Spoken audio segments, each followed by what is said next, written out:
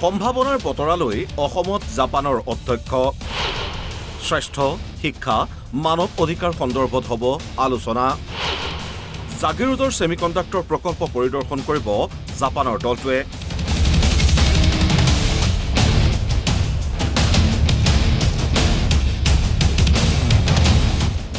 কিছুদিন পূৰ্বে ৰাজ্যত অনুষ্ঠিত হৈ গ'ল এডভান্টেজ আছাম 2.0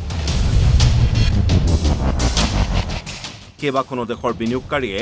অংশ লৈছিল এইবাৰৰ এডভান্টেজ আছামত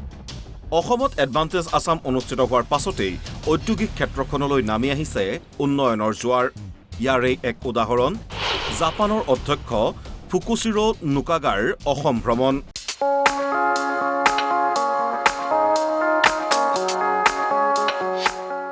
হয় তিনিদিনীয়া ভ্ৰমণসূচীৰে অসমলৈ জাপানৰ অধ্যক্ষ ফুকুচিৰো নুকাগা মুঠ 55 গৰাকী উদ্যোগিক লগত লৈ কেইবাটাও কাৰ্যসূচীত অংশ ল'ব জাপানৰ অধ্যক্ষগৰাকীয়ে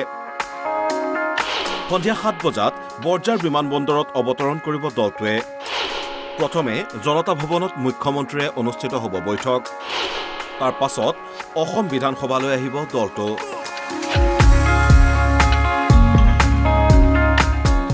অসম বিধানসভাত অধ্যক্ষগৰাকীৰ সন্মানাৰ্থে অনুষ্ঠিত কৰা হৈছে বিশেষ অনুষ্ঠান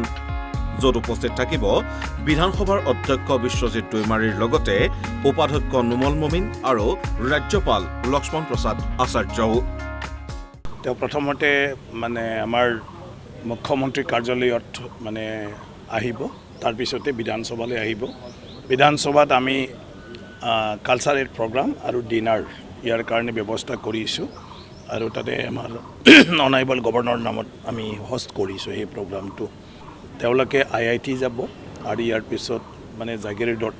ছেমি কণ্ডাক্টৰৰ যিটো চলি আছে সেইটো তেওঁলোকে চাবলৈ যাব উল্লেখযোগ্য যে দেওবাৰে IITত এক বিশেষ অনুষ্ঠানত অংশ ল'ব ফুকুচিৰো নুকাগাই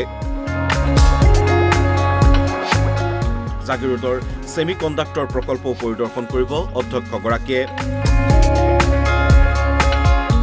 জাপানৰ অধ্যক্ষগৰাকীৰ এই অসম ভ্ৰমণক এডভান্টেজ আছাম 2.0ৰ বৃহৎ সফলতা আখ্যা দিছে বিধানসভাৰ উপাধ্যক্ষ নুমল মমিনে এটা সুন্দৰ ক্ষণ অসমবাসীৰ বাবে আৰু এই সুন্দৰ ক্ষণত আমি অসমবাসী গৌৰৱিত আনন্দিত মই ধন্যবাদ দিছোঁ মুখ্যমন্ত্ৰী ডক্টৰ হিমন্ত বিশ্ব শৰ্মা ডাঙৰীয়াক তেওঁৰ নেতৃত্বত আজি জাপানৰ স্পিকাৰ অসমলৈ আহিবলৈ মন কৰিলে